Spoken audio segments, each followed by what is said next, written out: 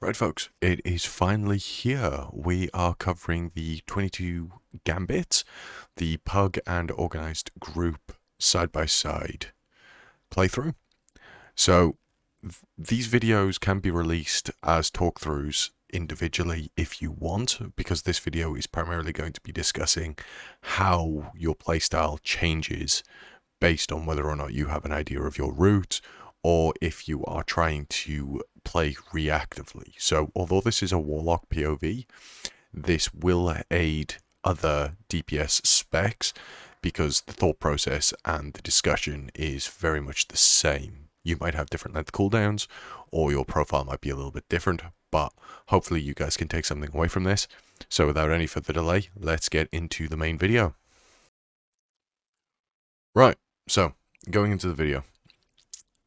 Two things. First, these aren't identical groups, and we do have PI in the guild group versus Demon Hunter in the Pug group. Now, the first thing to note is the difference in where we pull. For the guild group, we go straight ahead and take the packs essentially to the right, whereas for the Pug group, they immediately deviate left, which is a very, very common strategy in Pugs, because it's just the go-to that's been done for previous seasons, and people are comfortable with it. The problem with that, however, is the fact you usually, 9 times out of 10, end up taking the Goliaths. Now, this was fortified bursting and storming, I believe, which means that these Goliaths hit very, very, very hard, which means that they are very scary for healers. Now, thankfully, we do have a monk, Rebemma, and she was able to use things like revival for the mass bursting dispel, and was able to pick everyone up during the stomps. As you can see, I'm at 12.6% health for the Pug, which is rather scary, because I have used Health Stone. I still have my pot available to me, but I'm kind of trusting Rebemma can pick me up, and kind of trusting the healer, so I don't end up burning like all my CDs within the first pack. Now, the next thing to note very early on here is the out of combat time already, because we have doubled back and taken the left pack in the guild group, avoiding the Goliath. You can see that we still haven't dropped combat, so we've taken more percentage. We're 29 seconds into a combat period, going into 30 now, and this is 3 or 4 packs that we've just chain pulled into each other. Whereas for the Pug group, we were in combat for less time, and you want to minimize your out of combat time when doing keys, because the less time you're in combat, the more time that is wasted, essentially. Ideally, you want to just chain pull everything, if you can get away with it. And bigger packs are generally better, because the more you can kill and the faster you can kill it, the quicker you can get the dungeon done, obviously. But for a coordinated guild group, you can discuss like how much you're chain pulling. When 2 or 3 packs are dead, if your group is comfortable with it, you can then pull into the next. Now, we do have a Pug healer, so the healer wasn't on comms, but we were able to discuss like, right, okay, Blaze, do you have cooldowns? Do I have cooldowns? Raiden, how are you for cooldowns? What have we got next? I've got CDs, so I'm pulling the next pack. Right, okay. Whereas in a Pug group, you're very, very reactive. It boils down to how comfortable is the tank feeling, and sometimes you don't have a say in the matter. So if your tank is wanting to play it very, very safe, which, nothing against them, they might be new to tanking, or might be new to gearing, or they're not used to pushing, they could be playing it really safe, really comfortable, and as long as they pull reasonably well, and make sure that the healer has mana, and they cycle the defensives, and maybe track the healer's external cooldowns as well, then you're probably going to be in a safe spot. But you can see that the pull routing here is a little bit different. So you can see that we have a problem here in that we've taken this particular pack with and the 2 Scalebinders very, very early on. This means that if we wanted something like Woe is going to be pointless here. And with the amount of AoE that I'm personally throwing out, I can't guarantee that we end up with Woe, and we actually end up with Dismantler as well. Partially my fault, but at this moment in time, it's a little bit hard to say for certain what we actually needed, because that wasn't communicated. because as you can see, the Demon Hunter is pulling other packs now around. Whereas if you take the right and come round and take these packs by the hut, which we're now actually fighting simultaneously on screen, if you take these first before getting to those 3 relics, it provides you with enough percentage that you can kind of just get your woe skip and run through the Guardians, because the Vicruel Stone Boy, the Lightning Boy Guardian jobbies on your way to Hillbrand are an absolute bastard to fight. They're no fun. They're too strong, especially on fortified weeks, because they'll just slap your tanks around. And this is where you can see that we're actually getting the percentage from the guild group, so we're actually moving up and away from the relics. It does mean a little bit of doubling back on ourselves, but this is generally better to make sure that you have good woe timings. Much like in the old season 1, when you had the prideful timings, and you wanted pride to be at a good point so you could get your mana back, you could get your defensives back, and you could do your extra damage, but you had to be careful not to get it at a bad time, otherwise you could wipe the group. Now, the encrypted ads aren't necessarily as bad as that, but if you don't skip it properly or you kill woe too early, it can hamper your ability to skip correctly or will result in a wipe/reset. So, and in the Pug group, it gets to a point where we essentially have to rely on a summon. So, you can see that the woe pack is being pulled by the guild group now, and the movement speed is the primary target, MS, movement speed, which is woe. And we get the drifter, and then it's just a case of spam out the AoE and do damn. Now, this is a little bit unfortunate because we end up with runners, and the pack kind of gets split away from my Rain of Fire, which hurts my damage a little bit, but is sometimes necessary and just something that you have to be wary of. Whereas for the Pug group, we're now pulling a pack that is exceptionally dangerous, especially if you have pet-based groups, because you see the Fish Manta that's just about to run left of the screen. I can't stop it, and my Infernal, that I can't control, has run after it. Which has meant that between that and healer aggro, we now have 2 of those Guardians. Now, this does mean that we are going to essentially have to wipe to reset, which is not great. Now, I essentially reset through via pod and die, but then that enables us to soul shape, invis, and then summon. So we call for the wipe, I just stand in some shit, I get clobbered, and aggro is reset, because thankfully pod occasionally does that. Probably shouldn't have stood in continuous lightning, because it could have killed the pod and caused us problems, but pod pull through. Now, one key thing to note about Hurlbrand, aside from noting where you put the purged fires, as you can see, I try to keep it very, very close and just clumped up in the middle so it doesn't actually cause any problems, is the fact that the purifiers are immune to havoc. You can't havoc them. So you'll see that in the next lot that spawn, I will try to havoc one, and it won't have the debuff. Now, this is a benefit of being a Warlock. You can summon people when people are a little bit more, awake. Because I will admit, this Pug group was rather late. Now, the top left that you saw there is a weak aura for this dungeon. If people don't have it, I can link it in the description. So please do comment below and I'll link that. It does help because it'll also it allows you to interact with the console, and in party chat it will come up with top left, top right, bottom left, bottom right, based on your color, and then the weak aura will then pop up on your screen the way you need to run to. The only thing that you do need to be wary of with that weak aura is when the next lot come in, it doesn't update until someone interacts with the console again and says the new lot, because it will assume that you're going to the same location as the last one. So you do need it to update via console usage.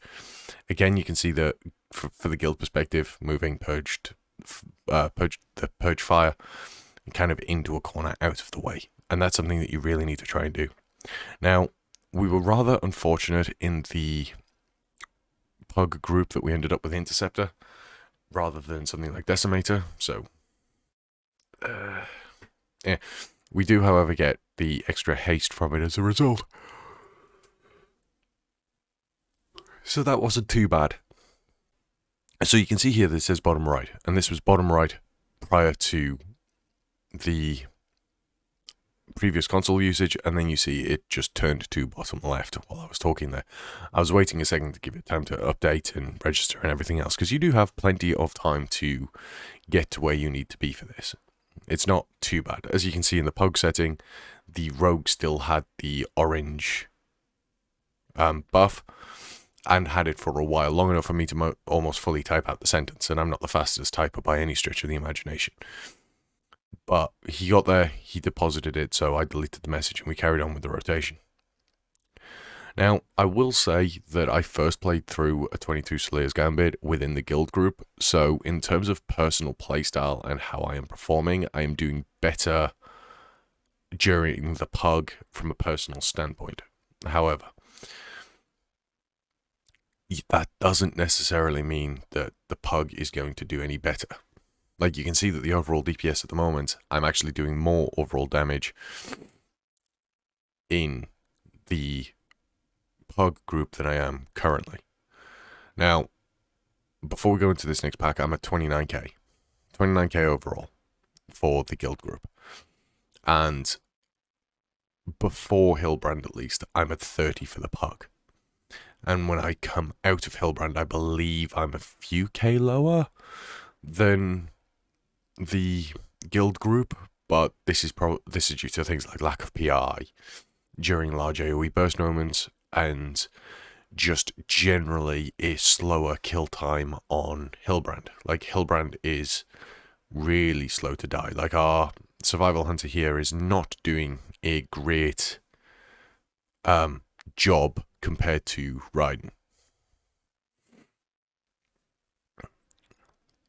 Now, a key thing to bear in mind, obviously, doesn't matter whether you're doing Pugs or if you're in a guild group, these tight sages are very much the bane of your tank's existence, so you need to be wary of kicks, silences, interrupts, and utilize Curse of Tongues, which, from a Warlock perspective, I have improved on since recording this video, but still need to further improve on it, because it will help, especially as we push into the higher keys, because I believe during the Mythic Raglan last night, the guys were messaging me and were like, are we pushing keys this weekend?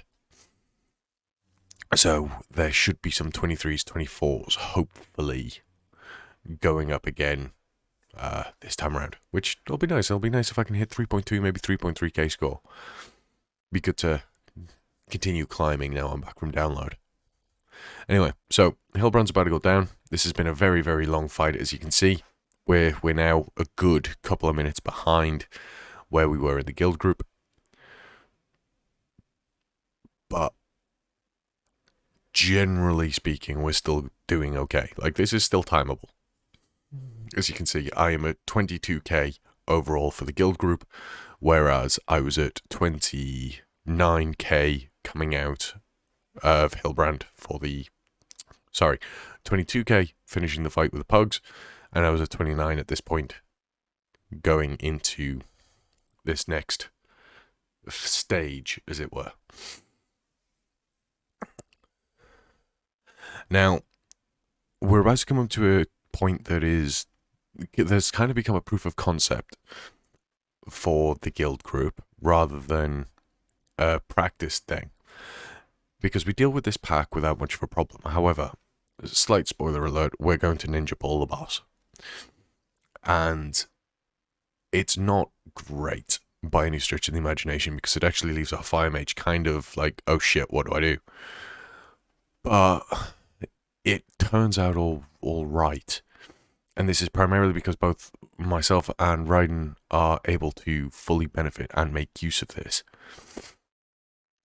This does kind of mean that potentially going forward into other groups and other packs, we can look to chain packs into bosses, especially as we get more comfortable with each other and make full use of our utility.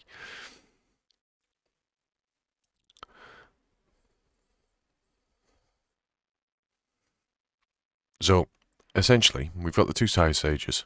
I interrupt the brackish bolt, and we go into the rotation and throw out some AoE. Now, this pack, unfortunately, there was a Bron there, which was part of that knockback. And we are getting incredibly close to the boss. However, they're close to dying now, which means that by pulling Hooktail into the pack, we can finish the pack off. The only problem is we have a lot of AoE going out, so there's no way to guarantee dies.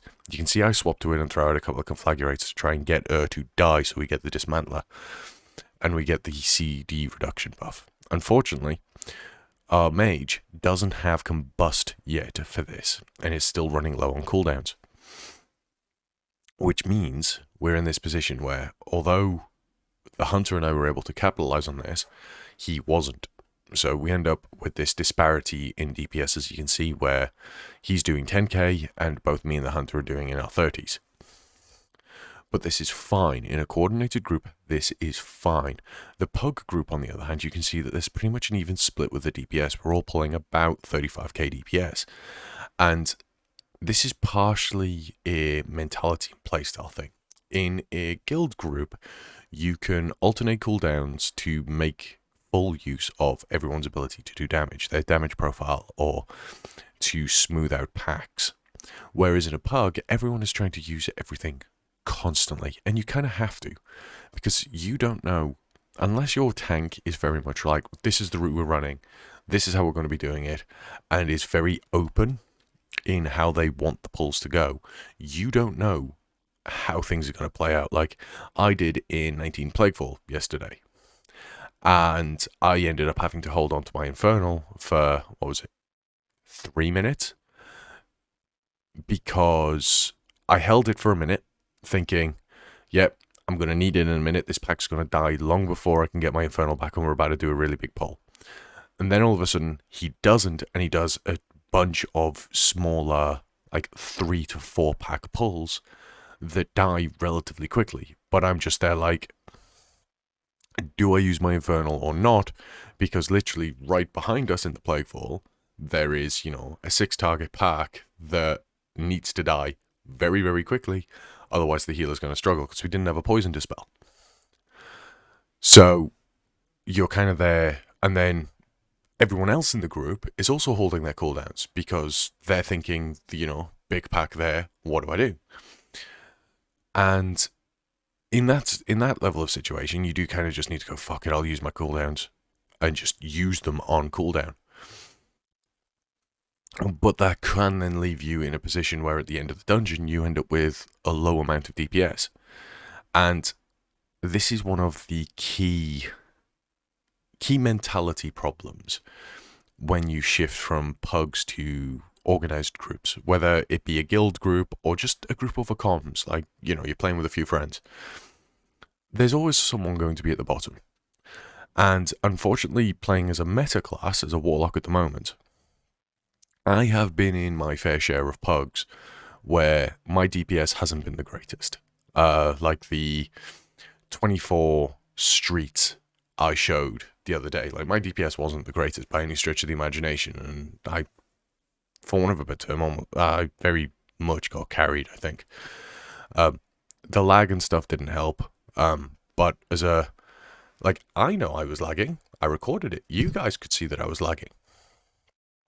But to other people, that isn't always an excuse. And you can get a lot of toxic abuse for it, because unfortunately the pugging community isn't always the most wholesome.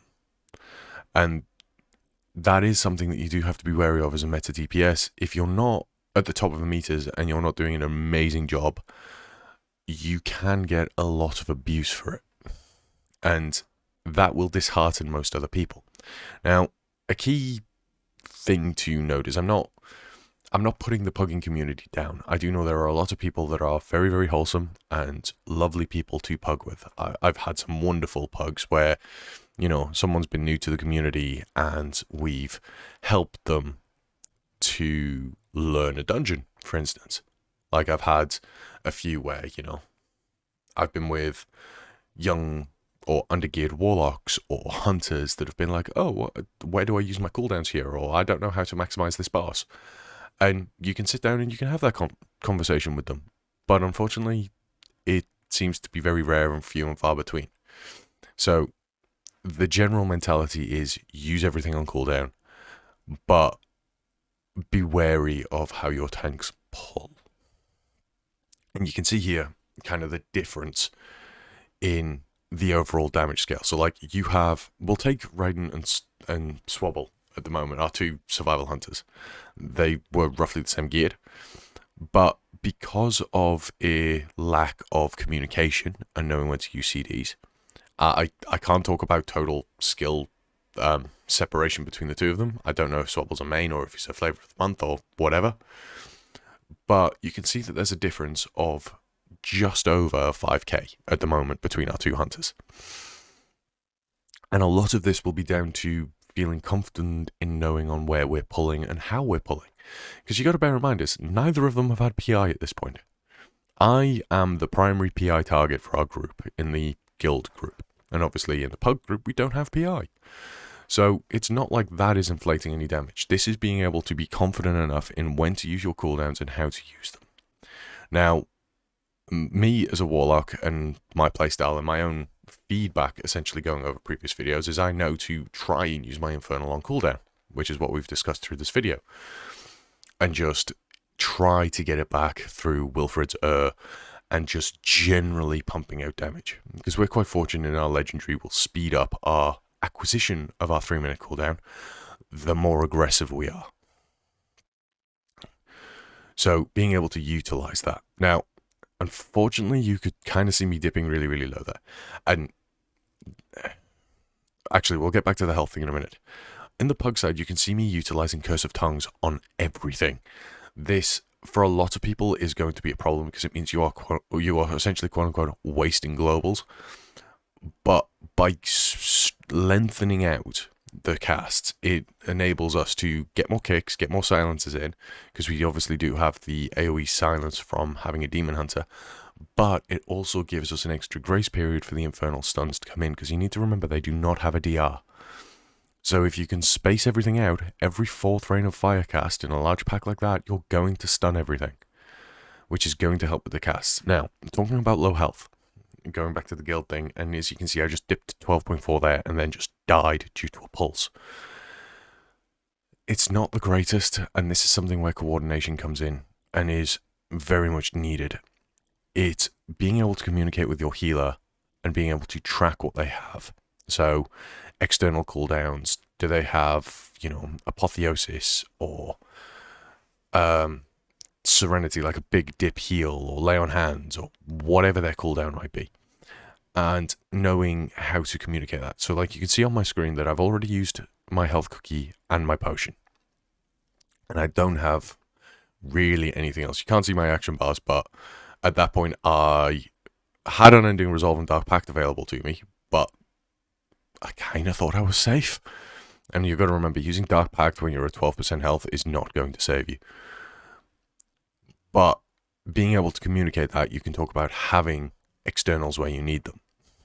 Whereas in a pug, you actively more conscious of the fact that you're pretty much on your own.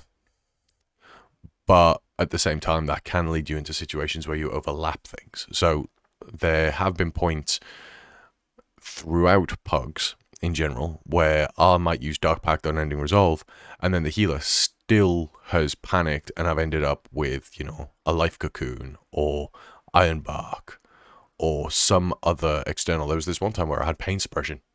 My Warlock basically became immortal because the Disc Priest I was playing with panicked because I dipped to 20% health. Now, we have just wiped in the guild group, which isn't great.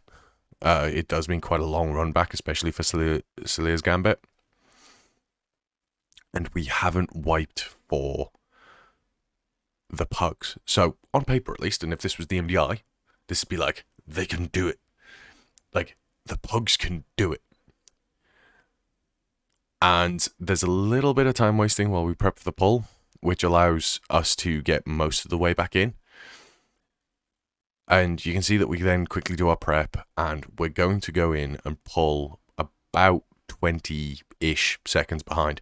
As you can see, the green counter is going up. We're at 10 seconds. We've gone into the pull. So we've got our boy eating up. We've got me putting cookies down. We're about to hit 20 seconds. And then we go into the pull. So we're actually pulling 25 seconds behind for this. But the damage profile between the two is going to be what makes the difference here, and being able to communicate that. So these assassins need kicked in order to be brought back into the pack. If you have something like a warrior or grips, that also helps massively, because the assassins are what makes this fight really, really dangerous early on. But we have a sufficient amount of AoE that we're kind of dealing with things. Now, I am focusing primarily on single target here, which is why you see my damage profile is rather different for the guild than it is for the pug, because from a pug setting, you're more about AoE and just trying to make the fight as easy as you can. But I know in terms of cleave, we have Raiden and Blaze that both are going to passively cleave during their cooldowns anyway. Now, I could Rain of Fire a 3-target setting like this, but really, what is the point when I could just be Chaos Bolting, Havocing, and just generally going through the rotation? Now, unfortunately, there was a moment there where I lagged and didn't really cast anything, which kind of means I just stand there a bit like a doofus going, but, Now, you can already see that we're very, very close to catching up to the pug group in terms of where we are, because we've now just transitioned into the second phase, and we're now we've closed the 20-second gap to about a 5 to 10-second gap-ish. Actually, I'd probably be more lenient and say probably about 15. But you can see it kind of becomes a bit of a cluster. Now, for some reason, Raiden goes down there and ended up panicking and trying to run to where I was. So we end up getting him up, we bloodlust, and we go into it. Now, unfortunately, our hunter, for some reason, is making this fight a lot harder for the pug group. Now, during the time, or during the party communications, Rebema, our monk, turned around and said, "I will do the soaks." And you just saw there that the hunter was running in just before Rebema was. So rather than getting 1 stack and being able to heal through it, we were getting 2 stacks. Now, this makes it considerably more difficult in order for Rebema to keep us up and alive, which is making her life considerably harder.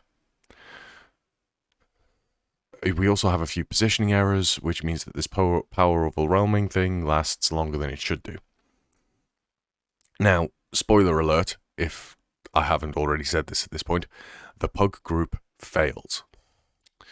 We essentially wipe to the boss because of this problem where the hunter didn't read the party chat and Rebema ends up going down to mechanics, essentially, and to the dot and not being able to pick us up.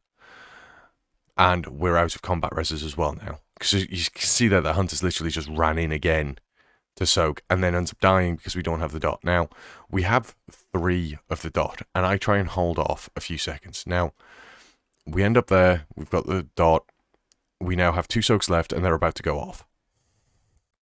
Which means we're about to take a lot of damage. And we now have 2 stacks of the dot, and I go down. Which means that it's now literally the rogue and the demon hunter left. And they've got 431k health left on the boss to kill it. So by this point, we've managed to get Soleah down to 234k. And the rogue's now dead as well, and it's now just the demon hunter for the pug side.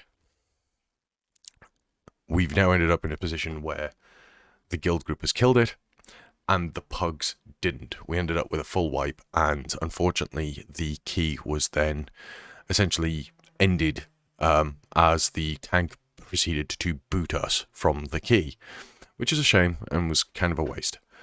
But this is this kind of highlights in and of itself the problems with pugging. A lot of people don't read text chat in a pug. it's very much a tunnel vision environment, whereas communicating over voice enables you to still have that tunnel vision but get auditory cues in where you're going, what you need to do, and it also allows you to pre-plan. So starting very, very early on, we knew that we weren't going to the left to start with because we wanted to avoid the Goliath. So we started with a middle pull, and there are points where you might actually want to practice. So hopefully you guys have enjoyed this video, and it's kind of highlighted a little bit of the mentality differences between the two. If you want a full detailed talk through of either the 22 guild group or the Pug, and want me to kind of go in depth about pulling strategies, then by all means do feel free to comment below. In the meantime though, I hope you have a wonderful day, and I will catch you in the next video. Take care.